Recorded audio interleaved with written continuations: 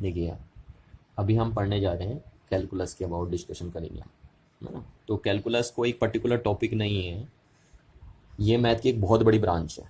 जैसे आपने देखा होगा मैथ में एक ब्रांच होती है आपकी एलजेब्रा, एक ब्रांच होती है आपकी टिग्नोमेट्री कैल, और आपकी ब्रांच होती है ज्योमेट्री, अर्थमेटिक, है ना। तो इसी तरीके से मैथ की एक ब्रांच है कैलकुलस। तो 3-4 दिन हम इसे पढ़ेंगे, कोई छोटा टॉपिक नहीं, कोई ब्रांच है पूरी, तो इसलिए आपको ध्यान से देखना। और मैं आपका इसको इंपॉर्टेंस बता दूं तो सीधे सबसे आसान शब्दों में अगर मैं बोलूं तो कोई भी ऐसा पर्सन जो पीसीएम ब्रांच से जुड़ा हुआ होता है उसकी उसके सिलेबस में जो सबसे खूबसूरत टॉपिक होता है वो यही होता है, ठीक है ना। तो पीसीएम ब्रांच के पूरे सिलेबस का जो सबसे खूबसूरत टॉपिक है वो यही है आपके कैलकुलस, क्योंकि इसका इंपॉर्टेंस इतना ज़्यादा है, इतना ज़्यादा इसका इंपॉर्टेंस है कि शायद आप थक जाएंगे इसका इंपॉर्टेंस सुनते सुनते, है ना। तो इसलिए आपको इसको ध्यान से पढ़ना है कैलकुलस को। अच्छा, एक बात मैं आपको और बता दूं कि जो आपका 12th क्लास का मैथ का सिलेबस है उसमें 40% से भी ज़्यादा आपकी कैलकुलस आती है। यानी जो आपका कैलकुलस है वो 12th क्लास के मैथ का 40% से भी ज़्यादा सिलेबस कवर करता है। बट अब हमारे पास क्या है कि कुछ बच्चे हमारे साथ क्या जुड़े होते हैं, बायोलॉजी वाले होते हैं, और चाहे बायोलॉजी वाले बच्चे ना भी हो, बट जो कैलकुलस का यूज़ होता है फिजिक्स और केमिस्ट्री के अंदर वो 11th क्लास से ही करना शुरू कर देते हैं आप। यानी 11th क्लास से ही फिजिक्स और केमिस्ट्री में मैं कैलकुलस अप्लाई करना शुरू कर दूंगा, ठीक है। तो अगर आप यहाँ ध्यान से नहीं देखेंगे तो फिर आपको बातें समझ में नहीं आएंगी, क्योंकि कैलकुलस आप मैथ में भी अगर पढ़ते हैं तो वो 12th में जाके आप पढ़ते हैं, जबकि उसका यूज़ हम जब फिजिक्स और केमिस्ट्री में करते हैं तो हम 11th क्लास से ही करना शुरू कर देते हैं। और बायोलॉजी वालों को तो विशेष ध्यान से देखना है, क्योंकि वो तो 12th में भी जाके इसे डील नहीं करेंगे, ठीक है। तो अगर आपका ये टॉपिक क्लियर नहीं हुआ तो मैं सीधे सबसे आसान शब्दों में बोल दूं कि आपके लिए फिजिक्स और केमिस्ट्री को समझना टफ हो जाएगा, ठीक है, टफ हो जाएगा। देखिए बिल्कुल अगर आप क्या करेंगे, इस टॉपिक को इग्नोर मार के चलेंगे तो इसलिए इसे कतई भी आपको इग्नोर नहीं मानना है। बहुत ही ज़्यादा इंपॉर्टेंट टॉपिक है और मैंने तो इसे खूबसूरत भी बोल दिया है, तो आप समझ सकते हो कि कितना ज़्यादा इंपॉर्टेंस इस टॉपिक का आपकी लाइफ में होगा, ठीक है। तो मैं कैलकुलस का सिर्फ उतना पोर्शन आपको कवर कराऊंगा जितना आपका यूज हो सके 11th और 12th की फिजिक्स और केमिस्ट्री में, है ना। हम सिर्फ उतना ही कैलकुलस पढ़ेंगे जिससे हमारी 11th और 12th क्लास की फिजिक्स और केमिस्ट्री आसानी से समझी जा सके। यानी जितनी भी कैलकुलस हमारी फिजिक्स और केमिस्ट्री में लग रही है 11th 12th क्लास की, उतनी ही कैलकुलस में आपको डील कराऊंगा, बस उससे ज़्यादा हम डील नहीं करेंगे, ठीक है। क्योंकि बाकी तो मैथ वाले बच्चे इसे 12th क्लास में जाके डील करते ही हैं, पर मैंने आपको बताया कि आपको ये टॉपिक अभी 11th क्लास के स्टार्ट से ही आ जाना चाहिए, क्योंकि इसका यूज़ आप भले आप इसे पढ़ो मैथ में, पर इसका यूज़ करना आप 11th से ही स्टार्ट कर देते हो फिजिक्स और केमिस्ट्री के अंदर। तो इसलिए ध्यान से पढ़िए इस टॉपिक को, है ना। तो पहले चलो आ जाइए, ये तो रहा कैलकुलस के बारे में बेसिक बेसिक बातें मैंने करी। तो अब मैं पहले कैलकुलस की डेफिनेशन आपको दे दूँ कि कैलकुलस है क्या चीज़। तो जैसे मैंने अभी आपको बताया था कि ये मैथ की एक ब्रांच है और इस ब्रांच में हम डिफरेंशिएशन और इंटीग्रेशन के अबाउट डिस्कशन करते हैं टोटली। तो हम बोल देंगे it is that branch of mathematics where we deal about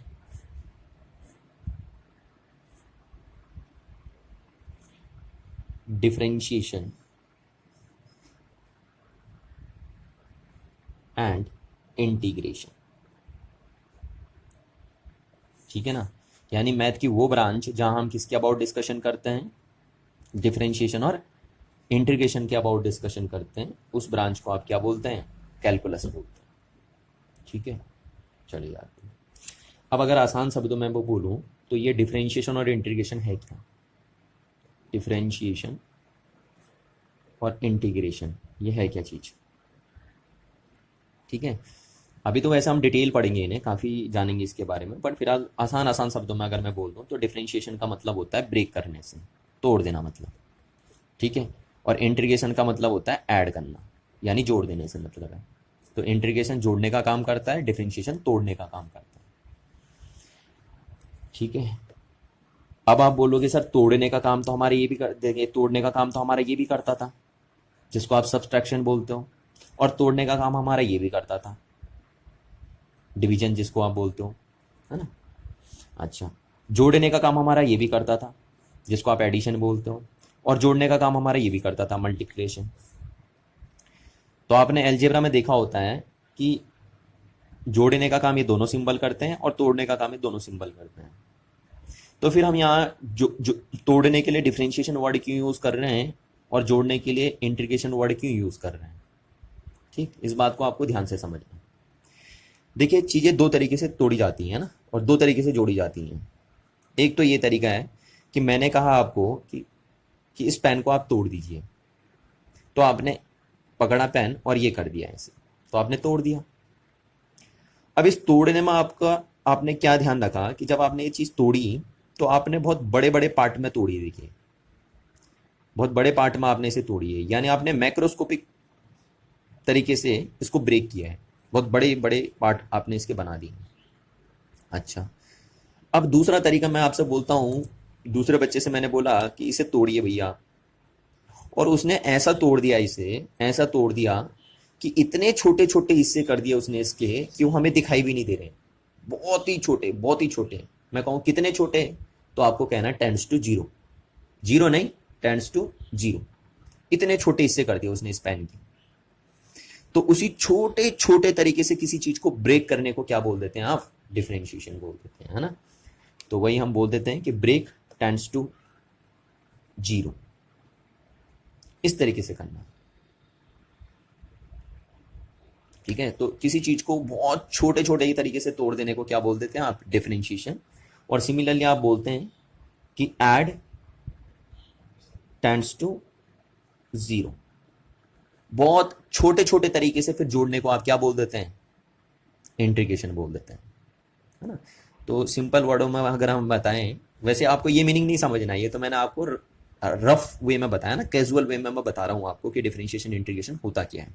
formal way में अभी हम बात करेंगे आगे जाके कि डिफरेंशिएशन इंटीग्रेशन होता क्या है। तो किसी भी चीज को बहुत छोटे छोटे तरीके से तोड़ देने को हम डिफरेंशिएशन बोल देते हैं, और बहुत छोटे छोटे तरीके से अगर हम किसी चीज को जोड़ते हैं तो उस चीज को हम इंटीग्रेशन बोल देते हैं। लाइक टेंड्स टू जीरो, यानी बहुत छोटे छोटे चीजों को आपको जोड़ना है, इतने छोटे हैं, इतने छोटे हैं कि लगभग जीरो के बराबर है, जीरो नहीं है पर लगभग जीरो के बराबर है वो चीजें, ठीक है। तो और अगर मैं आपको बताऊं तो डिफरेंशिएशन और इंटीग्रेशन जस्ट एक दूसरे के रेसिप्रोकल होते हैं। मैंने रेसिप्रोकल नहीं बोला, देखिए यहाँ पे मैंने बोला जस्ट रेसिप्रोकल, यानी बिल्कुल एक दूसरे के उल्टे होते हैं डिफरेंशिएशन और इंटीग्रेशन।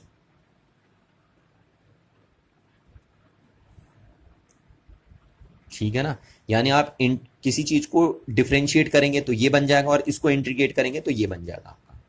तो बिल्कुल एक दूसरे के उल्टे होते हैं, वो आपको धीरे धीरे आगे जाके पता चलता रहेगा कि डिफरेंशिएशन इंटीग्रेशन एक दूसरे के उल्टे क्यों होते हैं ना। नाम से भी आपको पता चल रहा है, इसका मतलब तोड़ना, इसका मतलब जोड़ना, तो एक दूसरे के उल्टे ही हो गए फिर।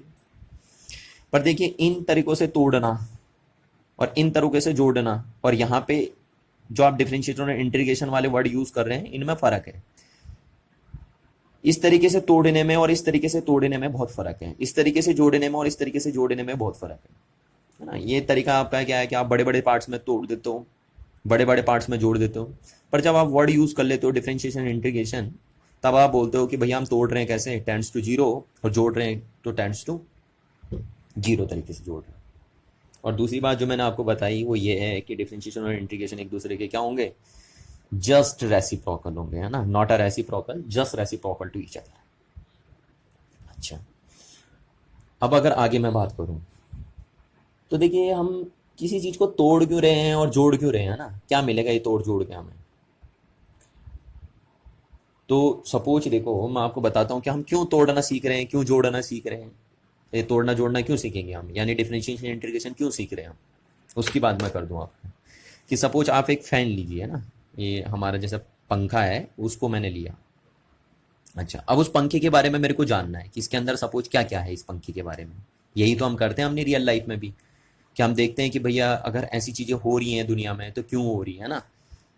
जैसे आसमान में रेनबो बन रहा है तो क्यों बन रहा है, आसमान नीला दिखाई दे रहा है तो क्यों दिखाई दे रहा है, वो आदमी हंस रहा है तो क्यों हंस रहा है, है ना, वो रो रहा है तो क्यों रो रहा है, और क्या कहते हैं, सूरज रोज सुबह उधर से निकल रहा है, शाम को उधर को जा रहा है, क्यों जा रहा है, ये सब चीजें ही तो हम डील करते हैं फिजिक्स के अंदर। तो ठीक है, ऐसे ही मेरे को पता करना है कि एक पंखे के अंदर क्या क्या चीजें हैं ना, क्योंकि क्यूरियोसिटी तो हमारे अंदर बहुत होती है, हमें जानना होता है कि पंखे के अंदर क्या क्या है। तो अगर आपको पंखे के अंदर जानना है, यानी पंखे का नेचर अगर आपको जानना है, तो आप क्या करते हैं, आप पहले पंखे को स्क्रू ड्राइवर पकड़ेंगे और उस स्क्रू ड्राइवर से उसे खोलते हैं और उसके छोटे छोटे पार्ट्स को आप अलग अलग कर देते हैं, यानी आप डिफ्रेंशिएट कर देते हैं उसको। स्क्रू ड्राइवर से क्या कर देते हैं, उसे डिफ्रेंशिएट कर देते हैं। अब डिफ्रेंशिएट करके आप हर हिस्से को अलग अलग तरीके से जांचते हैं, अलग अलग हर एक तरीके से टेस्ट करते हैं आप पर्टिकुलर पार्ट को, ठीक। और सारे पार्ट्स के बारे में अलग अलग नॉलेज लेते हैं, क्योंकि कंबाइंड फॉर्म में तो हमारी नॉलेज कम समझ में आती है ना। अगर कंबाइन रहता पंखा तो हमारे कम समझ में आया। तो हमने क्या किया, स्क्रू ड्राइवर से उसे डिफरेंशिएट कर दिया, यानी खोल दिया, तोड़ दिया अलग अलग हिस्सों में, और बहुत छोटे छोटे तरीके से हमने उसे तोड़ा है, क्योंकि मैं डिफरेंशिएशन वर्ड यूज कर रहा हूं। अब हमने हर पार्ट्स के बारे में जाना अलग अलग तरीके से, और फिर दोबारा क्या करा कि जब हमने सारे पार्ट्स के बारे में जान लिया तो दोबारा उसे इंटीग्रेट कर दिया, तो फिर पंखा दोबारा तैयार हो जाएगा। और इस तरीके से हम सारी चीजें के बारे में भी जान जाएंगे कि पंखे के अंदर था क्या क्या चीज और हर पार्ट्स का वर्क क्या क्या है। तो इसलिए आपका बहुत ज्यादा इंपॉर्टेंस रखता है ये डिफरेंशिएशन इंटीग्रेशन। डिफरेंशिएशन से आप तोड़ना सीखते हैं, तोड़ के आपको क्या मिलेगी, चीजों की पर्टिकुलर नॉलेज मिलेगी, है ना, इंडिविजुअल पार्ट्स के बारे में आप जान सकते हैं। और फिर उसके बाद आप चीज को क्या कर देंगे, इंटीग्रेट कर देंगे, यानी उस सारी चीज को जो आपने तोड़ रखा उसे आप जोड़ देंगे। पर इस तोड़ने जोड़ने में आपको एक बात ध्यान रखनी है कि आपको तोड़ना भी टेंड्स टू जीरो है और जोड़ना भी आपको टेंड्स टू क्या है, जीरो है। इस तरीके से आपको बात दिमाग में बैठा के रखना। तो ये तो हमने जाना कि डिफरेंशिएशन इंटीग्रेशन बेसिकली क्या होता है ना। तो ध्यान रखना, आपको डिफरेंशिएशन इंटीग्रेशन की ये डेफिनेशन नहीं देखनी है। अगर कभी आपसे कोई पूछे कि डिफरेंशिएशन का मतलब क्या होता है, तो आप ये नहीं बोलेंगे कि सर डिफरेंशिएशन का मतलब होता है कि छोटे छोटे तरीके से ब्रेक कर देना, और इंटीग्रेशन का मतलब छोटे छोटे तरीके से क्या कर देना, ऐड कर देना, है ना। आप ये नहीं बताएंगे। ये तो मैंने आपको सिर्फ समझने के लिए एक रफ या कैजुअल डेफिनेशन आपको दी है डिफरेंशिएशन और इंटीग्रेशन की। इस बात को आप दिमाग में बैठा के रखेंगे। रियल डेफिनेशन में भी बताऊंगा आपको कि डिफरेंशिएशन और इंटीग्रेशन क्या है ना। तो इन बातों को आपको दिमाग में सिर्फ वैसे ही बैठा के रखना है समझने के लिए, बाकी किसी को बताना नहीं है कि डिफरेंशिएशन। आप कहीं ये बोलेंगे तो लोग हंसेंगे आप पे, है ना, कि ये डिफरेंशिएशन आप कैसे बोल दे रहे हो कि डिफरेंशिएशन का मतलब ब्रेक करना होता है और इंटीग्रेशन का मतलब ऐड करना होता है। ये मैंने आपको कहा कैजुअल डेफिनेशन बनाई है ना, ताकि आप समझ सको चीज़ों को।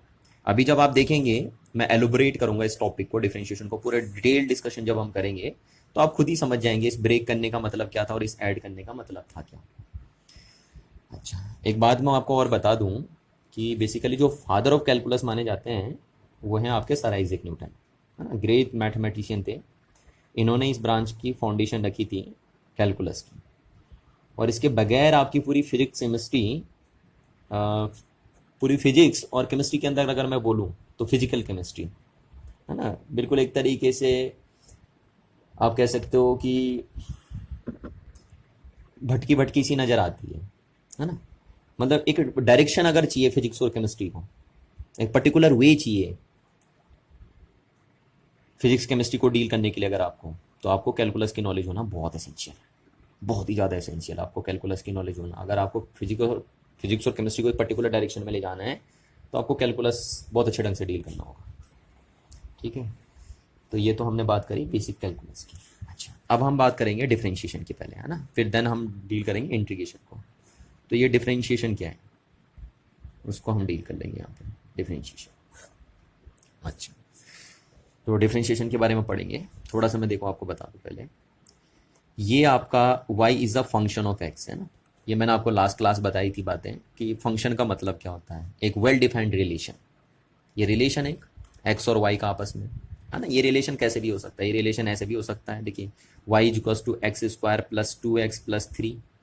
ये रिलेशन ऐसा भी हो सकता है y equals to sine square x, है ना। ये y इक्वल्स टू ये भी हो सकता है आपका लॉग 10 बेस एक्स स्क्वायर। किसी भी तरीके का रिलेशन होता है, इनको कॉमन वर्ड में हम ऐसे लिख देते हैं, जनरलाइज करके आप इन्हें ऐसे लिख देंगे, ठीक है। हमको एक पर्टिकुलर रिलेशन की बात यहाँ नहीं कर रहे हैं, हम एक जनरल रिलेशन की बात यहाँ पे कर रहे हैं। देखिए इस टाइप से होते हैं रिलेशन, और ये रिलेशन क्योंकि वेल डिफाइंड है तो इनको हम फंक्शन बोल दे रहे हैं, ठीक है। तो ये एक फंक्शन है, इन्हीं चीज़ों को कंबाइन करके हम ऐसे लिख सकते हैं। ये तो मैंने तीन ही लिखे हैं, ऐसा नहीं कि तीन ही फंक्शन होते हैं आपके, तो बहुत सारे इनफाइनाइट नंबर ऑफ फंक्शन होते हैं आपके पास, बट इनको कह रहा हूं मैं जनरलाइज फॉर्म में हम ऐसे लिख सकते हैं। यहाँ पे देखिए, तो हम इसे पढ़ते हैं, y is a function of x। Function क्या है कह रहा हूं, एक रिलेशन ही है, वेल डिफाइंड रिलेशन को ही हम फंक्शन बोलते हैं।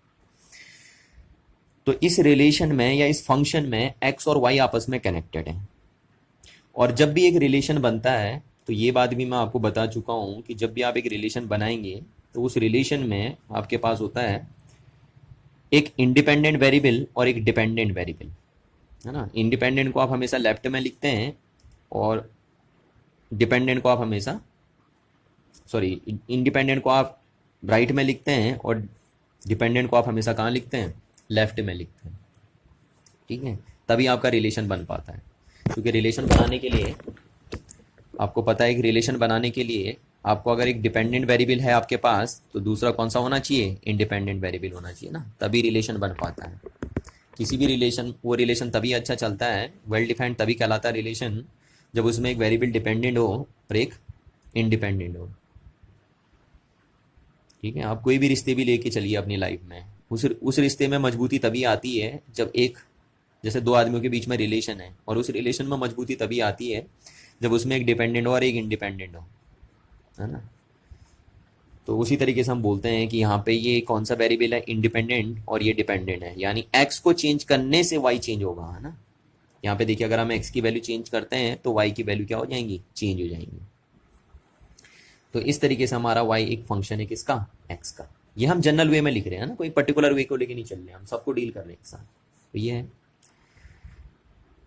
अच्छा, अब इसमें आपको पता हो जाना चाहिए कि ये क्या है, इंडिपेंडेंट वेरिएबल है, और ये क्या है, डिपेंडेंट वेरिएबल है, यानी इसकी वैल्यू को हम चेंज करेंगे, और बाकी इसकी वैल्यू के बेस पे ये कैसे चेंज होगा वो ये खुद ये फंक्शन बताएगा, कि अगर आप x को इस तरीके से चेंज करेंगे तो y किस तरीके से चेंज होगा, वो फंक्शन बताएगा आपको, ठीक है। तो ये बन गया हमारे पास। अच्छा, अब अगर मैं आपसे बोलता हूं कि इस x में आप थोड़ा चेंज कर दीजिए, तो चेंज मैंने ये लिखा, डेल्टा x, ठीक है ना। डेल्टा x क्या है, डेल्टा x मैं यहाँ पे बोलूंगा चेंज इन x, यानी x वेरिएबल में हमने थोड़ा सा क्या किया, चेंज कर दिया। तो चेंज को हम ऐसे लिखेंगे, इसे डेल पढ़ेंगे, देखिए क्या पढ़ेंगे आप, डेल, ठीक है ना। या कुछ बुक वाले इसे डेल्टा भी पढ़ते हैं, पर ध्यान रखना डेल्टा इसके लिए लिखते हैं हम, अगर आप को लिखना हो तो तब डेल्टा ऐसे लिखेंगे, आप ट्रायंगल फॉर्म में लिखेंगे, इसको डेल्टा पढ़ते हैं। डेल इसके लिए यूज़ करूंगा मैं, और डेल्टा इसके लिए यूज़ करूंगा। कुछ बुक वाले ये यहाँ पे यूज़ करते हैं, और कुछ बुक वाले ये यूज़ करते हैं, तो मैं यही यूज़ करूंगा, आपको ध्यान रखना है ना। तो ये डेल एक्स हमने लिखा है यहाँ पे। तो डेल एक्स का मतलब क्या है, डेल एक्स का मतलब है चेंज इन एक्स, कि आपने एक्स में चेंज कर दिया। तो जब आप x में अगर चेंज कर देंगे तो ऑटोमेटिकली आपका y भी चेंज हो जाएगा। तो y पहले ये था, है ना, पर अब आपने x में चेंज लिया है तो y में भी चेंज आ जाएगा थोड़ा सा, तो ये y में चेंज आ गया, ठीक है। तो डेल y को हम क्या बोलेंगे, डेल y क्या है, चेंज इन y, ठीक। जबकि डेल x क्या था, चेंज इन x। तो आपने देखा इस फंक्शन के अंदर जैसे आपने x में चेंज करा वैसी y में क्या आ जाएगा, चेंज आ जाएगा। यहाँ पे भी देख लीजिए, अगर सपोज आप x की वैल्यू 1 रखते हैं इस फंक्शन में अगर आप रखते हैं x की वैल्यू 1, तो y कितना आएगा आपका, देखिए 1 का स्क्वायर प्लस 2 इंटू 1 प्लस 3, यानी आपका आ गया 1 प्लस 2 इन प्लस 3, तो आपका आ गया 3 टू 5 इज 6, तो y इक्वल टू 6 आ गया। यानी x 1 रखने पे y कितना आ रहा है, 6 आ रहा है, इस रिलेशन से या इस फंक्शन से। पर अगर हम x इक्वल टू 2 पुट कर देते हैं तो यहाँ से y की वैल्यू कितनी आ जाएगी आपकी, देखिए 2 का स्क्वायर प्लस 2 इंटू 2 प्लस 3, तो ये आपका आ जाएगा 4 प्लस 4 प्लस 3, और ये आपका आ गया 8 11, है ना। तो x 2 पे कितना हो जा रहा है, y 11 बन जा रहा है। तो आप देख रहे हो कि जैसे आप x को चेंज कर रहे हो y में भी चेंज आ रहा है, x आपने 1 रखा तो y 6 आया, x 2 रखा तो y 11 हो गया। तो ऐसे हम यहाँ पे बोल रहे हैं कि अगर आप x में चेंज लाते हैं तो y में डेफिनेटली है चेंज आएंगे ही आएंगे, क्योंकि y क्या है, डिपेंडेंट वेरिएबल है, और x क्या है, इंडिपेंडेंट वेरिएबल है। तो ये आपने चेंज किया x में, तो आपको y में देखने को मिला चेंज, है ना। और ये बातें तो मैं आपको समझाने के लिए कर रहा हूँ, बस जनरल वे में हम बातें यही करेंगे, ये बातें जनरल तरीके से हो रही है। अच्छा, अब अगर मैं आपसे बोलूँ कि आप rate of change in y देखिए with respect to x, with respect to x, तो आप कैसे देखेंगे? देखिए, है ना, मैं क्या बोला मैंने? Rate of change in y, y में आपको चेंज देखना है और किसके रिस्पेक्ट में देखना है? x के रिस्पेक्ट में, कि y में कितने चेंज आए x के रिस्पेक्ट में। और होता भी यही है, देखिए अकेला कोई चेंज नहीं होता ना, जब भी हम में कोई चेंज आते हैं तो किसी के रिस्पेक्ट में आते हैं। सपोज अगर मेरे अंदर भी कोई चेंजेस आ रहे होंगे ना, तो किसी के रिस्पेक्ट में आ रहे होंगे, अकेला कोई चेंज नहीं होता।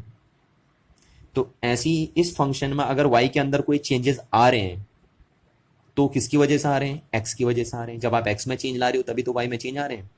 तो हम बोल रहे हैं कि मेरे को ये निकाल के बताइए भाई, rate of change in y with respect to x।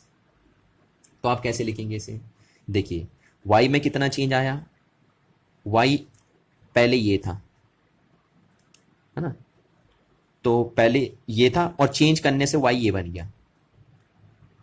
y ये बोल दो या ये बोल दो, है ना, एक ही बात है। y को आप fx भी लिख सकते हैं। तो y चेंज करने से ये बन गया, ठीक है, चेंज करने से ये बना y। और पहले कितना था? पहले ये था, पहले y ये था और अब चेंज करने से y ये बन गया। तो y में कितना चेंज आया? इतना चेंज आ गया। देखिए फाइनल वैल्यू y की ये है चेंज करने के बाद, और चेंज करने से पहले y ये था। तो अगर हम फाइनल वैल्यू में से इनिशियल वैल्यू निकाल दें तो हमें ये पता चल जाएगा ना कि y में चेंज कितना आया है। तो ये हमने रख दिया। ये क्या बता रहा है आपको? F x plus del x minus f x. क्या बता रहा है आपको? ये आपको बता रहा है कि y में कितना चेंज आया है। अच्छा, अब y में जो चेंजेस आए हैं वो किसके रिस्पेक्ट में आए हैं? तो हम लिखेंगे विथ रिस्पेक्ट टू किसके? x के। तो x कितना है, कितना हुआ है? इतना हो गया है। और पहले कितना था? पहले इतना था। तो ये क्या हो गया? x की फाइनल वैल्यू और ये x की इनिशियल वैल्यू थी। तो x की फाइनल वैल्यू में से अगर आप इनिशियल वैल्यू माइनस कर दोगे तो ये चीज आपको क्या बताएगी कि x में कितना चेंज आया है। ठीक है। अच्छा, इस पूरी चीज को हम क्या पढ़ेंगे? देखिए इस पूरी चीज को हम पढ़ेंगे rate of change in y, rate of change in y with respect to x, यानी y में कितना चेंज है विथ रिस्पेक्ट टू x के। ठीक है, तो इसको हम पढ़ते हैं रेट ऑफ चेंज। रेट का मतलब ये होता है ये वाला साइन जो लगाया आपने, ठीक है ना, ये वाला साइन। तो rate of change of y with respect to x, ऐसा लिखा जाएगा। अच्छा, तो इस चीज को हम क्या लिख सकते हैं? इस चीज को हम लिख सकते हैं, देखिए आपका ये क्या बन गया आपका? ये आपका बन गया y प्लस डेल वाई, ठीक, और माइनस ये क्या है आपका? y अपॉन ये क्या है आपका? ये देखिए कट गया x से x और ये बना आपका डेल x। तो ये आपका बन गया y से y कट गया तो ये बन गया आपका del y over del x। यानी आप बोल सकते हैं कि जो rate of change in y with respect to x वो कैसे लिखा जाएगा? तो वो ऐसे लिखा जा रहा है, ये देखिए y फाइनल ये है और इनिशियल ये था, ठीक है। तो ये क्या है? y में चेंज, y में चेंज और विथ रिस्पेक्ट टू किसके? x के। तो x फाइनल कितना है? ये चेंज होने से ये बन गया फाइनल, और माइनस इनिशियली कितना था? x ये था, है ना। तो जब आपने इसे सॉल्व करके देखा तो ये कितना आया आपका? ये आ गया आपका x f x plus del x minus f x upon del x. और इसी को अभी अभी आपने देखा था कि क्या निकला था आपका? ये d y over d x. तो ये हमने लिख दिया del y over del x. ये तो अब आपको समझ में आ गया। इसका मतलब मैं आपसे जब भी बोलूं कि rate of change in y with respect to x लिखिए, तो आप कैसे लिखेंगे? यानी y में चेंज, डेल मतलब चेंज इन y, तो y में चेंज विथ रिस्पेक्ट टू किसके? x में। यानी y में कितने चेंजेस आए हैं जब आपने x में चेंज किए हैं, तो ये बता रही चीज है ना कि y किस हिसाब से चेंज हुआ है x के रिस्पेक्ट में। जैसे आपने देखा यहाँ पे कि x में अगर आपने 1 का चेंज कर दिया था तो y में कितना चेंज आ गया? 5 का चेंजेस आ गया ना। तो उसी तरीके से हम यहां बोल रहे हैं। ये क्या बता रहा है आपको? Rate of change of y with respect to x। तो इसको आप ऐसे लिखेंगे f x plus del x minus f x upon del x, ये हो गया। अच्छा, अब एक सबसे इंपॉर्टेंट बात आपको जो ध्यान में रखनी है वो ये है कि चेंज जरूरी नहीं है कि एडिशन से ही होते हैं ना, आप सब्ट्रैक्शन से भी यहाँ चेंजेस ला सकते थे। देखिए आप ऐसे भी चेंज कर सकते थे, अगर मैं बोलूं इसको चेंज करना है तो आप ऐसे भी कर सकते थे ना कि x में से डेल्टा x माइनस कर दो, है ना, यानी इतना चेंज ले आए आप, तो y कितना हो जाएगा, y माइनस डेल y हो जाएगा, इतना हो जाएगा। तो चेंज माइनस में भी कर सकते थे आप, बट क्या है ना, हम एक अपने अंदर एक पॉजिटिविटी लेके चलते हैं। आपने जैसे देखा होगा पॉजिटिविटी का मतलब क्या है कि आपको साइंस में हमेशा टीचर लाइट वाला चैप्टर पढ़ाते हैं, आपको डार्क वाला चैप्टर टीचर नहीं पढ़ाते हैं। तो सेम वही है हमारे पास कि हम हमेशा चीज़ों में ऐड करना पसंद करते हैं, सब्ट्रैक्शन पसंद नहीं करते हैं, यानी हम इंक्रीमेंट करना पसंद करते हैं। तो इसलिए हमने जो चेंजेस लाए हैं हम यहाँ पे वो इंक्रीमेंट से लाए हैं, और आप हमेशा इंक्रीमेंट से ही चेंजेस देखेंगे, है ना। डिक्रीमेंट से भी चेंजेस ला सकते थे आप, पर वो तरीका एक आपके अंदर नेगेटिविटी भरता है, तो इसलिए हम नेगेटिविटी कभी करते ही नहीं, जबकि आप कर सकते थे इससे भी, है ना, चेंज ही तो करना था ना आपको। तो चेंज आप प्लस से भी कर सकते थे, माइनस से भी कर सकते थे, बट हम प्लस से ही करना पसंद करते हैं, यानी हम इंक्रीमेंट फॉर्म में ही चेंजेस लाना पसंद करते हैं। डिक्रीमेंट फॉर्म में चेंजेस कभी भी हम पसंद नहीं करते हैं, क्योंकि वो हमारे अंदर एक नेगेटिविटी भर देते हैं। तो इस बात का आपको विशेष ध्यान रखना है। और देखिए यहाँ पे जो हम बोल रहे हैं कि डेल्टा एक्स, तो डेल्टा एक्स का मतलब ये नहीं है कतई कि डेल्टा एक्स से मल्टीप्लाई हो गया है। आपको ये नहीं समझना है कि डेल्टा एक्स से मल्टीप्लाई हो रखा है। इसका मतलब ये है कि डेल एक्स क्या बता रहा है, ये बता रहा है change in x, change in x बता रहा है, ठीक है ना, चेंज इन एक्स बता रहा है। डेल्टा एक्स ये नहीं समझ रहा है आपको कि डेल्टा एक्स से मल्टीप्लाई हो गया है, ठीक है ना। आपको डेल्टा एक्स क्या बता रहा है, वो बता रहा है चेंज कितना हुआ है एक्स में, ठीक। तो यहाँ पे मैं उस बात को लिख देता हूँ, कहीं आप गलत नहीं समझ जाएंगे, कि it should be noted that delta x does not mean delta multiplied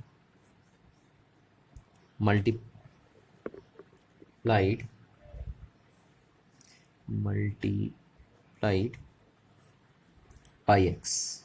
इसका ये मतलब नहीं है कतई भी, आप उल्टा मत समझ जाइए। यहाँ पे जो हम डेल एक्स लिख रहे हैं तो इसका ये मतलब नहीं है कि एक्स डेल्टा एक्स से मल्टीप्लाई हो रखा है ना, जबकि ये एक ही चीज है। क्या रिप्रेजेंट कर रहा है ये आपका रिप्रेजेंट कर रहा है, यहाँ पे हम बोलेंगे कि it represent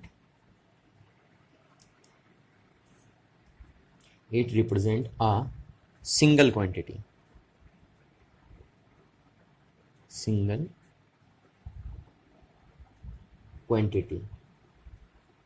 which stand for the change in x,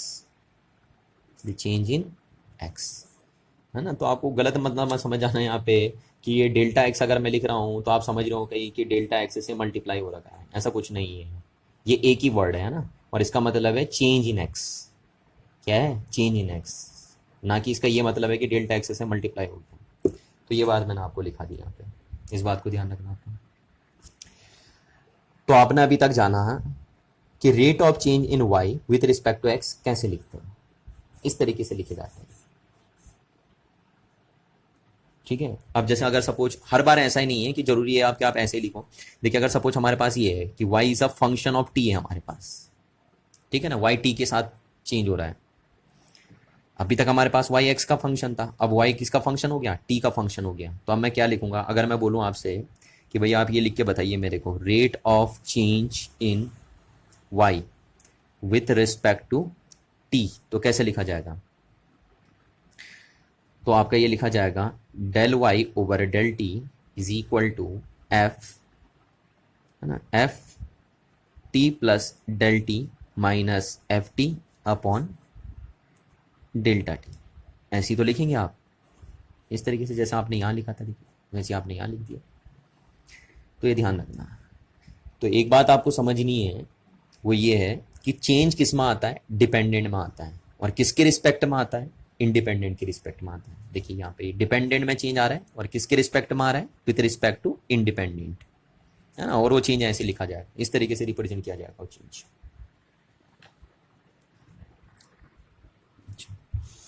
अब यहाँ पे देखिए मैं आगे बात कर दूँ आपसे कि आपने एक बात जान ली कि अगर y x का फंक्शन है तो y में चेंज x के रिस्पेक्ट में कैसे लिखे जाएंगे। इसे पढ़ेंगे क्या आप, change in y with respect to x is equal to, तो कैसे लिखा जाएगा, f x plus del x minus f x, है ना, और अपॉन डेल एक्स। इस तरीके से आप चेंज लिखते हैं।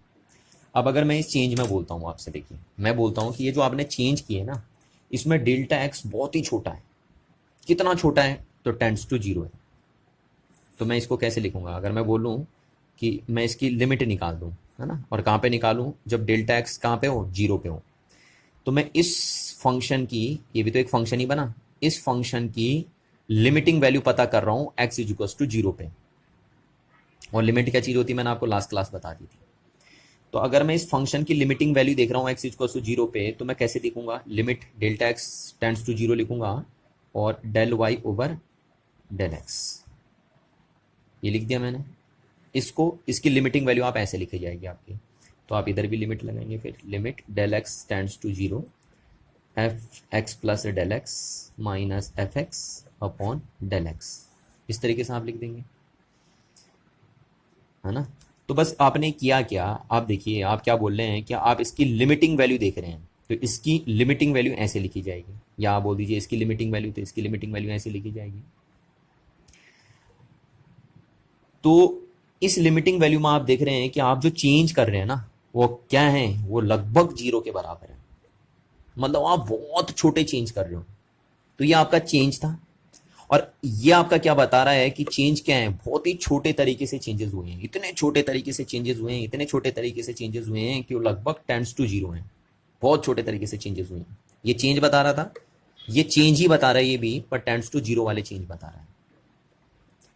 ठीक है, तो अब इसी चीज को हम क्या बोल देते हैं, देखो इस चीज को हम बोल देते हैं, इस चीज को हम बोल देते हैं d y over d x.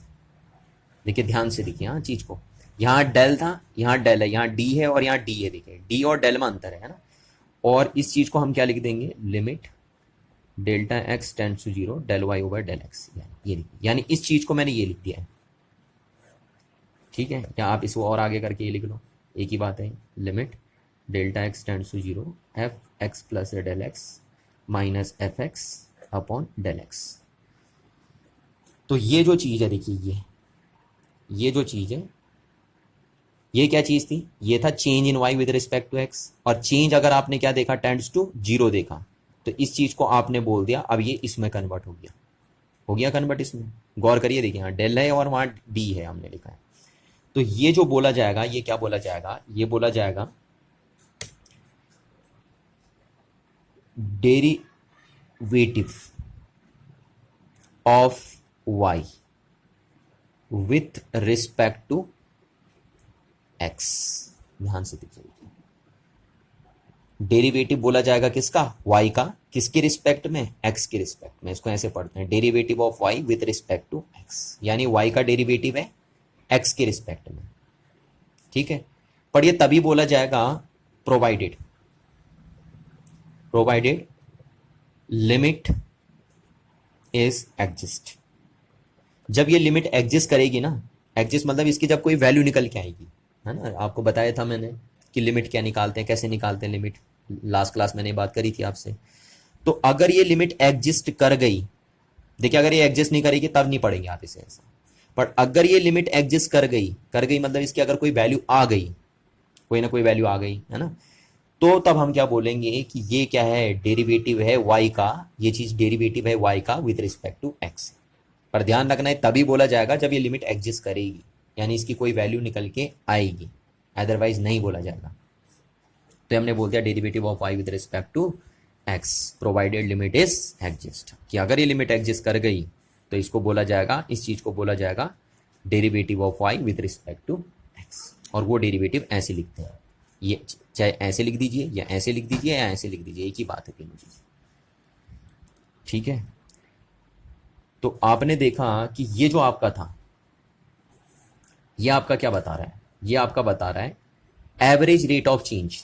एक तरीके से मैं बोलूं तो ये जो आपका बता रहा था वो बता रहा था एवरेज रेट ऑफ चेंज, किसमें, इन वाई में, विथ रिस्पेक्ट टू एक्स, ये बता रहे हैं। और ये जो चीज है आपकी, जिसको हम derivative of y with respect to x बोल दे रहे हैं, ये जो चीज है आपकी, ये बता रहा है आपको इंस्टैंटेनियस। क्यों इंस्टैंटेनियस हुआ, क्योंकि इसमें जो होगा डेल्टा एक्स वो क्या हो गया, टेंड्स टू जीरो हो गया, यानी बहुत छोटा हो गया, तो इसलिए हमने इसको इंस्टैंटेनियस बोल दिया।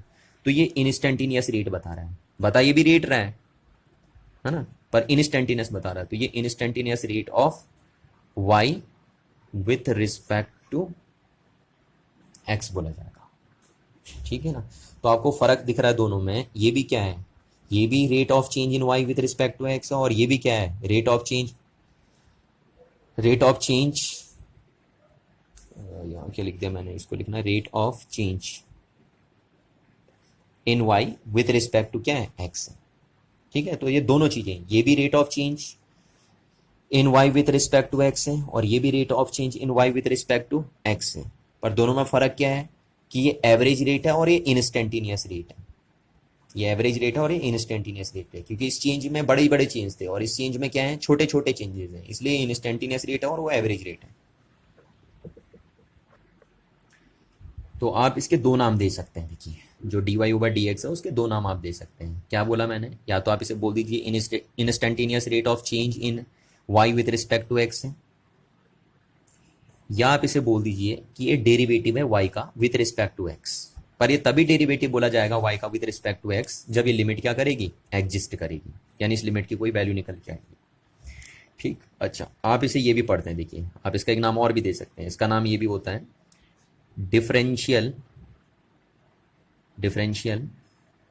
कोफिशिएंट ऑफ वाई, कि ये वाई का डिफरेंशियल कोफिशिएंट है विथ रिस्पेक्ट टू, किसके रिस्पेक्ट में, एक्स के रिस्पेक्ट में। तो ये चीज है, तो ये चीज आपने देखी कि जो d y over d x है उसको आप कैसे लिखते हैं, उसको आप लिमिट लिखते हैं, limit delta x tends to zero del y over del x. ठीक है ना, और या तो आप ऐसे लिख लीजिए कि limit delta x tends to zero f x plus del x minus f x upon del x, या आप ऐसे लिख लीजिए, जो भी आपको लिखने की मर्जी हो।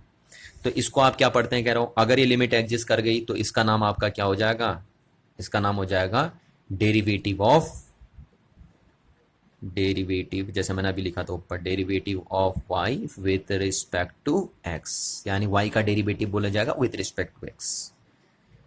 ठीक है, पर ये लिमिट्स एग्जिस्ट करनी चाहिए, बार बार मैं आपसे कह रहा हूं, provided the limit is exist, limit is exist, ये लिमिट एग्जिस्ट करनी चाहिए, यानी इसकी कोई वैल्यू आनी चाहिए। अगर इसकी कोई वैल्यू नहीं आएगी, इसकी कोई डेफिनेट वैल्यू नहीं होगी, तो फिर आप इसको derivative of y with respect to x नहीं बोलेंगे। आपको सिर्फ इसको derivative of y with respect to x बोलने का हक तभी है जब ये लिमिट एग्जिस्ट करेगी, है ना, यानी इसकी कोई वैल्यू निकल के आएगी। अच्छा, अब देखिए क्या है, तो आपको पता चला कि आप डेरिवेटिव कैसे निकालते हैं। जैसे मैं बोलूं एक फंक्शन हमारे पास ये है, तो भैया इसका डेरिवेटिव निकालो, तो इस फंक्शन का जो डेरिवेटिव निकलेगा वो किसके रिस्पेक्ट में निकलेगा, एक्स के रिस्पेक्ट में निकलेगा, है ना। आपने वाई जो फंक्शन था उसका डेरिवेटिव निकाला किसके रिस्पेक्ट में, एक्स के रिस्पेक्ट में। तो किसी भी फंक्शन का डेरिवेटिव किसके रिस्पेक्ट में निकलता है, इंडिपेंडेंट वेरिएबल के रिस्पेक्ट में निकलता है। जैसे ये वाई था तो वाई का डेरिवेटिव किसके रिस्पेक्ट में निकला, इंडिपेंडेंट वेरिएबल एक्स के रिस्पेक्ट में निकला। तो आपको ये बात ध्यान रखनी है कि डेरिवेटिव डिपेंडेंट वेरिएबल का निकलता है और किसके रिस्पेक्ट में निकलता है, इंडिपेंडेंट के रिस्पेक्ट में निकलता है। ये बन गया आपका, तो ये लिख देंगे आप डेरिवेटिव। तो अगर मैं कभी बोलूं कि इस फंक्शन का डेरिवेटिव लिख दीजिए, तो आपको ऐसे लिख देना सीधे सीधे, समझ में आई ना बात, इस फंक्शन का डेरिवेटिव ऐसा लिखा जाएगा। अच्छा, अब एक ऐसी प्रोसेस, ठीक है, एक ऐसी प्रोसेस जिसमें आप डेरिवेटिव फाइंड आउट करना सीखते हैं कि कैसे डेरिवेटिव निकाले जाते हैं। देखिए ये डेरिवेटिव निकालने का तरीका ही तो बताया मैंने आपको, तो एक ऐसी प्रोसेस जिसके थ्रू आप डेरिवेटिव को कैलकुलेट करना या फाइंड आउट करना सीखते हैं, उसी प्रोसेस को आप क्या बोलते हैं? डिफरेंशिएशन बोलते हैं। तो यहां से डिफरेंशिएशन की डेफिनेशन मैं आपको बता दूं। डिफरेंशिएशन है ना, तो डिफरेंशिएशन का मतलब क्या होता है? डिफरेंशिएशन एक प्रोसेस होती है, इट इज अ प्रोसेस। ठीक है, देखिए डिफरेंशिएशन क्या है? एक प्रोसेस है। Differentiation is a process of finding, क्या फाइंड करने की? दी डेरिवेटिव ऑफ अ फंक्शन। ये है आपका, ये है आपके डिफरेंशिएशन की डेफिनेशन। कि डिफरेंशिएशन क्या है आपका? डिफरेंशिएशन डेरिवेटिव फाइंड आउट करने का क्या है? एक प्रोसेस है। ठीक है, तो अगर आपसे कोई पूछे ये कि डिफरेंशिएशन, ये लिखा मैंने, डिफरेंशिएशन और डेरिवेटिव्स में क्या डिफरेंस है? ठीक है, तो जब किसी फंक्शन का डेरिवेटिव निकाला जाता है तो उस डेरिवेटिव निकालने की प्रोसेस को ही आप क्या बोल देते हैं? डिफरेंशिएशन बोल देते हैं। यानी डिफरेंशिएशन एक प्रोसेस है, ये एक प्रोसेस है ना? क्या, कौन सी प्रोसेस है? जिसमें हम डेरिवेटिव फाइंड आउट करते हैं। और डेरिवेटिव क्या है? डेरिवेटिव रिजल्ट है ना, इसका कोई रिजल्ट आएगा देखिए निकल के। तो डेरिवेटिव एक रिजल्ट है, जबकि डिफरेंशिएशन एक प्रोसेस है। इस बात को आपको ध्यान रखना है। तो ऐसे ही आप डिफरेंशिएशन को डिफाइन करते हैं।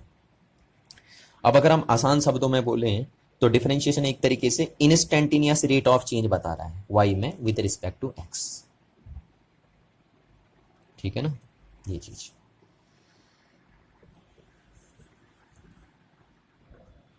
तो आई होप यहां तक आपको बात समझ में आई होगी कि कैसे किसी फंक्शन का डेरिवेटिव लिखा जाता है और डिफरेंशिएशन किसे कॉल करते हैं ना। डिफरेंशिएशन डेरिवेटिव्स को फाइंड आउट करने की एक प्रोसेस को बोलते हैं, कि एक ऐसी प्रोसेस जिसमें हम डेरिवेटिव फाइंड आउट करते हैं किसी फंक्शन का, उसी प्रोसेस को हम डिफरेंशिएशन कॉल कर देते हैं।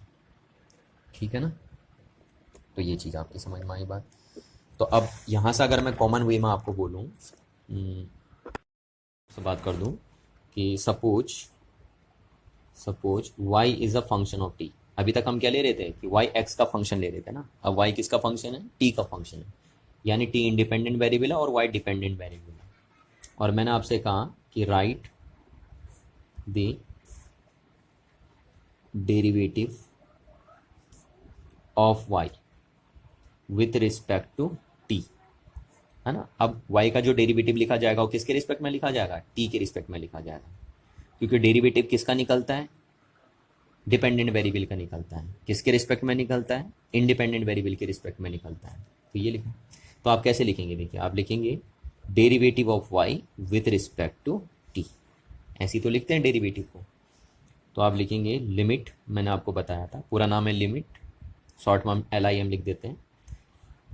Limit del y over del t, और जहाँ पे डेल टी कितना होना चाहिए? टेंड्स टू 0 होना चाहिए। यही तो बोला था मैंने, ऐसे लिखते हैं आपको, या आप ऐसे भी लिख सकते हैं limit delta t tends to 0 f t plus del t minus f t upon del t. ऐसे लिखा जाता है डेरिवेटिव। ठीक है ना, तो इस तरीके से आप बहुत सारे फंक्शनों के क्या लिख सकते हैं? डेरिवेटिव लिख सकते हैं। जैसे अगर मैं आपसे बोलूँ, अभी तक मैंने जो आपसे बात करी थी वो कॉमन बात करी थी, है ना। अब जैसे मैं आपसे बात कर दूं कि y इज इक्वल टू क्या है? Sine x। अब इसका डेरिवेटिव लिखो, तो आप इसका डेरिवेटिव कैसे लिखेंगे? जैसे dy over d x is equal to आप क्या लिख देंगे? Limit delta x tends to 0 del y over del x, ठीक है, is equal to limit delta x tends to 0, और f के सामने क्या है तुम्हारा? ये है साइन x, तो साइन, और x के सामने क्या लिखना है? x plus del x minus f x upon del x. इस तरीके से लिख दिया जाएगा तुम्हारा। या जैसे मैं बोलूँ कि y is equal to x square, मेरे पास एक फंक्शन है। अब मैंने कहा इसका फर्स्ट डेरिवेटिव आप लिखिए, तो आप इसका डेरिवेटिव ऐसे लिख देंगे, इस तरीके से लिखा जाएगा इसका डेरिवेटिव, है ना। तो यहाँ पे लिखा जाएगा limit delta x tends to 0। अब क्या लिखा जाता है? इसमें थोड़ा सा चेंज करेंगे आप, x प्लस डेल एक्स का स्क्वायर माइनस एक्स स्क्वायर, ठीक है, और अपॉन डेल एक्स लिखेगा। तो इस तरीके से आप लिखते हैं। तो किसी फंक्शन का डेरिवेटिव कैसे लिखते हैं, आपको ये बातें समझ में आनी चाहिए कि ऐसे फंक्शनों को क्या लिखते हैं, डेरिवेटिव से लिखते हैं। ठीक है ना, ये बात आपको समझ में आ जानी चाहिए। अच्छा, तो डेरिवेटिव लिखते तो ऐसे है ना। अब डेरिवेटिव फाइंड आउट कैसे करते हैं, क्या लिखने का तरीका तो ऐसे है कि डेरिवेटिव को आप ऐसे लिखा जाता है। अब अगर मैं आपसे बोलूं कि डेरिवेटिव फाइंड कैसे करते हैं, आप किस तरीके से आप डेरिवेटिव्स की क्या करते हैं, कैलकुलेशन करते हैं। तो देखिए डेरिवेटिव कैलकुलेट करने का तरीका क्या है ना। जैसे मैंने बोल दिया कि सपोज y इज x की पावर n, ये एक फंक्शन है मेरे पास, y is a function of x है, और इस तरीके से ये फंक्शन हमारा डिफाइंड है ना। कॉमन वे में मैं इसे कैसे लिखूंगा, कॉमन वे या जनरल वे में मैं इसे लिखूंगा y is a function of x। पर अब हर बार ये नहीं लिखेंगे हम, यहाँ पे तो जो मैं आपको बता रहा था वो सिर्फ मैं आपको डेफिनेशन दिखाने के लिए बता रहा था, क्योंकि जो हमने ये बनाई थी ये चीज़, ये तो डेफिनेशन थी ना। तो डेफिनेशन में मैं कोई पर्टिकुलर एग्जाम्पल लेके तो चलूंगा नहीं, डेफिनेशन में तो मैं कॉमन बातें करूंगा। अब हमारे पास इस तरीके से फंक्शन डिफाइंड है, ठीक है। अब मेरे से कहा कि फाइंड द फर्स्ट डेरिवेटिव। अभी फर्स्ट डेरिवेटिव भी हम सीखेंगे ना, सेकंड डेरिवेटिव कैसे निकाले जाते हैं उसकी बात अभी हम नहीं करेंगे। Find the first derivative of y with respect to x, यानी इस y का डेरिवेटिव निकालिए विथ रिस्पेक्ट टू x। तो आप कैसे लिखेंगे, देखिए y का derivative with respect to x ऐसा लिखा जाता है ना। और इसको आप ऐसे लिखते हैं, limit delta x tends to 0 del y over del x। ठीक, अब आप क्या लिखेंगे इसे, देखिए limit delta x tends to 0, इसको आप क्या लिखते हैं, आपको पता है ऐसे लिखा जाता है f x plus del x minus f x upon del x. ये तो रही डेरिवेटिव की डेफिनेशन, ऐसे लिखा जाता है डेरिवेटिव, ठीक है ना। अब देखिए हम यहाँ पे क्या कर रहे हैं, d over d x, y के सामने क्या पुट करेंगे हम, वाई के सामने हम पुट करेंगे एक्स की पावर है। ठीक, तो इज इक्वल्स टू क्या लिखा जाएगा, मैं इसको लिखने की जरूरत नहीं, मैं डायरेक्ट ये लिख दे रहा हूँ क्योंकि काम हमारा ये करेगा। तो limit delta x tends to 0, आप क्या करेंगे, पहले फंक्शन में थोड़ा सा इंक्रीमेंट करेंगे, तो आप एक्स में चेंज करेंगे। देखिए एक्स प्लस डेल एक्स, और उसकी पावर कितनी लगा देंगे एन, ये power n, minus f x, तो एफ एक्स कितना दिया आपके पास, एक्स की power n upon del x, तो ये लिख दिया हमने डेल एक्स, ये कर देंगे आप ऐसे, ठीक है। अब मैंने कहा ये डेरिवेटिव तभी बोला जाता है, ये डेरिवेटिव तभी बोला जाएगा जब ये लिमिट एग्जिस्ट करेगी। ये बात मैं आपको बता चुका हूँ, यहाँ पे मैंने बात क्लियर कर दी थी आपसे कि ये डेरिवेटिव तभी बोला जाता है जब ये लिमिट क्या करे, एग्जिस्ट करे, है ना, ये लिमिट एग्जिस्ट करे। यानी कहने का मतलब है ये चीज y की डेरिवेटिव, ये y का डेरिवेटिव तभी बोला जाएगा x के रिस्पेक्ट में जब ये लिमिट एग्जिस्ट करे। तो देखते हैं कि ये डेरिवेटिव तभी बोला जा सकता है जब ये लिमिट एग्जिस्ट करे, तो क्या ये लिमिट एग्जिस्ट करेगी या नहीं करेगी उसको हम देख लेते हैं, है ना। तो अब आपको इसकी लिमिटिंग वैल्यू निकालनी है, और लिमिट निकालना मैंने आपको सिखाया था, ठीक है। तो देखिए कैसे इसकी लिमिट निकालते हैं, limit delta x tends to 0।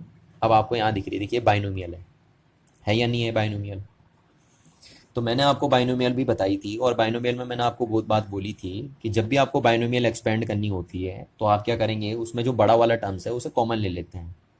तो मैंने इसे कॉमन ले लिया, बड़े वाले को, एक्स बड़ा है डेल्टा एक्स छोटा है ना, डेल्टा एक्स मतलब चेंज दिखा रहा है, तो चेंज आपने छोटा ही किया था। यहाँ पे तो आप बोल भी रहे हैं कि वो टेंड से क्या है, 0 है, बहुत छोटा चेंज है। तो आप इसमें बड़े वाले को कॉमन ले लेते हैं, तो बड़े वाले को आपने कॉमन ले लिया, 1 प्लस डेल्टा एक्स अपॉन क्या बन गया, एक्स, और उसकी पावर क्या बन गई एन, माइनस एक्स की power n over del x, ये लिख दिया आपने। क्यों आपने ऐसा किया, क्योंकि आपको पता था यहाँ पे आपको बाइनोमियल खोलनी पड़ती है ना, और बाइनोमियल खोलने का मैंने आपको बढ़िया तरीका बताया है कि सबसे अच्छा तरीका है कि आप क्या करो, उसमें से बड़े वाले को कॉमन ले लो, ठीक। तो तब आपकी बाइनोमियल 2 ही टर्म तक खुलती है। अब आपको पता था कि 1 प्लस एक्स की पावर एन का बाइनोमियल होता है, ये आपको बताया था मैंने प्रीवियस क्लास में, 1 plus n x plus n n minus 1 upon factorial 2 into x square plus n n minus 1 n minus 2 upon factorial 3 into x cube plus dot dot dot so on. ये आपको बताया था मैंने binomial. पर मैंने इसमें बात बोली थी कि if x is lesser than 1 तो higher term can be neglected. देखिए अगर एक्स बहुत ही छोटा है तो भैया एक्स स्क्वायर करोगे तो और भी छोटा हो जाएगा। सपोज एक्स ये है, जैसे 0.001 है, अब इसका स्क्वायर करोगे आप तो और भी छोटा हो जाएगा, फिर उसका क्यूब करोगे तो और भी छोटा हो जाएगा। तो इसलिए बाइनोमियल क्या करती है, सिर्फ तब 2 ही टर्म तक बाइनोमियल आपकी खुलती है, बस इतनी खुलती है आपकी बाइनोमियल। और ये कब होता है, ये तभी होता है सिर्फ जब एक्स क्या हो, लेसर लेसर देन 1। इस बात को आपको ध्यान रखना है। तो यहाँ पे भी हम वही बाइनोमियल खोलते हैं, तो हमें बाइनोमियल ज़्यादा ना खोलना पड़े, सिर्फ 2 ही टर्म तक खोलना पड़े, उसके लिए सबसे आसान ट्रिक है कि आप इन दोनों में से बड़े वाले को ले लेंगे कॉमन, है ना। बड़ा वाला आपने कॉमन ले लिया तो ये बन गया। अब देखिए डेल्टा एक्स पहले ही छोटा था ना, हम पहली बात कर रहे हैं कि डेल्टा एक्स अप्रोच करता है किधर को, टेंड्स टू 0 को, यानी बहुत छोटा है। तो अब अगर आप उसे एक्स से डिवाइड कर दोगे तो और छोटा हो जाएगा या नहीं हो जाएगा, हो जाएगा ना, ये चीज़ बहुत छोटी हो जाएगी देखिए 1 से। और यहाँ पे किसका रोल प्ले कर रही है, अगर हम इस फॉर्मूले के हिसाब से इससे मैच करें तो यहाँ पे किसका रोल प्ले कर रहा है, ये delta x over x, x का रोल प्ले कर रहा है। तो ये चीज़ बहुत ही छोटी हो गई, तो इसलिए हम सिर्फ बाइनोमियल कहाँ तक खोलेंगे, 2 ही टर्म तक बाइनोमियल खोलेंगे, है ना। तो limit delta x tends to 0 x की पावर एन। अब यहाँ देखिए बाइनोमियल कैसे खुलेगी, इसको 1 प्लस एक्स मान लो इसको, और एक्स की पावर एन, तो 1 प्लस एन एक्स, बस इतनी खुलेगी बाइनोमियल आपकी। ये मैंने आपको बताई थी, क्योंकि अगर आपने इसे x माना है तो ये x तो बहुत ही छोटा है ना 1 से, क्योंकि डेल्टा x पहले ही छोटा था, ऊपर से आपने x से डिवाइड कर दिया और छोटा हो गया। तो जब x बहुत छोटा होता है 1 से, तो आप बाइनोमियल 2 ही टर्म तक खोलते हैं। तो यहाँ भी बाइनोमियल 2 ही टर्म तक हमने खोली, और हायर टर्म क्या कर दिए, नेग्लेक्ट कर दिए, माइनस एक्स की पावर n और अपॉन डेल x। तो यानी आपका d ओवर डी एक्स बन गया की पावर n इक्वल्स टू बन गया आपका limit delta x tends to 0। अब आप इसे अंदर खोलते हैं तो x की power n plus n x की पावर n, और ये x की पावर 1 माइनस ऊपर जाएगी और into delta x upon delta x, और ये माइनस x की पावर n, यहाँ x की पावर माइनस x से x की पावर n से x की पावर n कैंसिल आउट हो गया, तो आपका बना limit delta x tends to 0 n, और ये बना x की पावर, देखिए n पावर यहाँ है, माइनस 1 पावर यहाँ है, तो x की पावर n माइनस 1 मल्टीप्लाई में पावर ऐड हो जाती है, तो ये कर दिया आपने into delta x upon delta x. अब डेल्टा एक्स से डेल्टा एक्स कैंसिल आउट हो गया, तो देखिए अब इस टर्म्स में डेल्टा एक्स रहा ही नहीं ना, तो आप डेल्टा एक्स 0 पुट तो करोगे नहीं, तो आप सीधे सीधे लिख दीजिए एक्स की पावर n माइनस 1, क्योंकि डेल्टा एक्स तो कैंसिल हो गया, तो ये बन गया। यानी अगर आप डेरिवेटिव पता करते हैं एक्स की पावर n का, तो एक्स की पावर n का जो डेरिवेटिव आता है वो आता है आपका n एक्स की पावर n माइनस 1। इस फॉर्मूले को आप याद रखेंगे, बहुत ज़्यादा इंपॉर्टेंट आपका ये फॉर्मूला है ना। और ये कैसे बनाया हमने, तो मैंने आपसे कहा था कि अगर आपको इसका डेरिवेटिव देखना है तो इसका डेरिवेटिव ये तभी बोला जाएगा जब ये लिमिट क्या करे, एग्जिस्ट करे, है ना। जैसे देखिए एक्स की पावर n का ये डेरिवेटिव तभी बोला जाएगा जब ये लिमिट क्या करेगी, एग्जिस्ट करेगी। तो क्या रियल में ये लिमिट एग्जिस्ट करी, यस, इस लिमिट ने एग्जिस्ट किया और वैल्यू दी n एक्स की पावर n माइनस 1 दी। तो इसलिए x की पावर n का जो डेरिवेटिव होगा विथ रिस्पेक्ट टू x वो कितना होगा, वो होगा n x की पावर n माइनस 1। इस बात को आप ध्यान रखेंगे, है ना।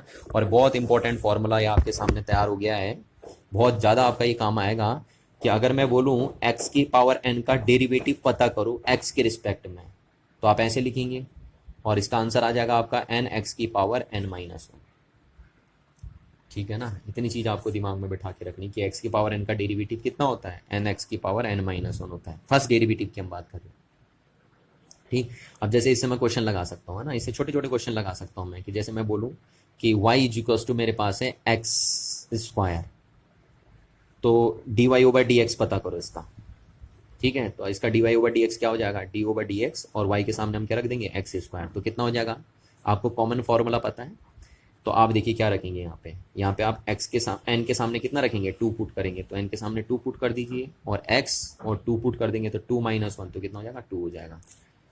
यानी एक्स स्क्वायर का डेरिवेटिव जो होता है x के रिस्पेक्ट में वो 2x स्क्वायर आता है। कितना आता है, 2x स्क्वायर। सिमिलरली जैसे मैं आपसे बोल दूँ कि y is equals to x की पावर 3/2, इसका डेरिवेटिव पता करो, इसका डेरिवेटिव फाइंड आउट करो, फर्स्ट डेरिवेटिव।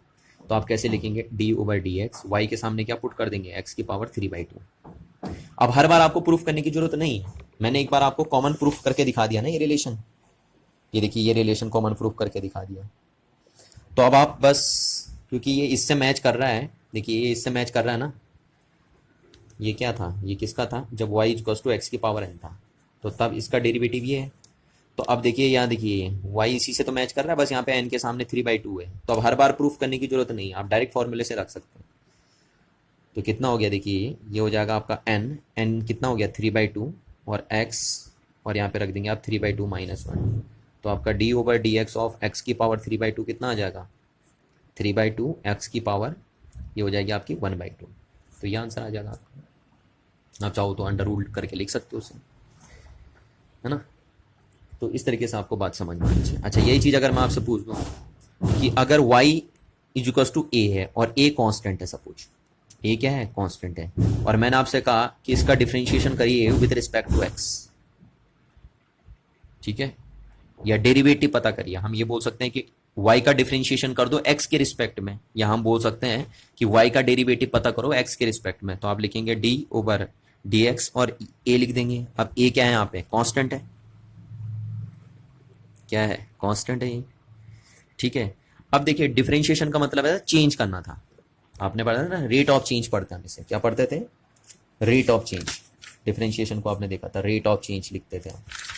तो अब कांस्टेंट तो चेंज होते ही नहीं है ना। डिफरेंशिएशन का मतलब बेसिकली चेंज से ही तो मतलब था कि y में कितना चेंज आ रहा है x के रिस्पेक्ट में, पर चेंज कैसे हैं, बहुत ही छोटे हैं यहाँ पे, है ना। डिफरेंशिएशन में जो चेंजेस होते हैं वो कैसे होते हैं, बहुत ही छोटे होते हैं। तो कांस्टेंट में तो कुछ चेंज होता ही नहीं है, तो इसलिए क्या हो जाएगा, d/dx कितना हो जाएगा, 0 हो जाएगा। dy/dx कितना हो जाएगा, 0 हो जाएगा आपका।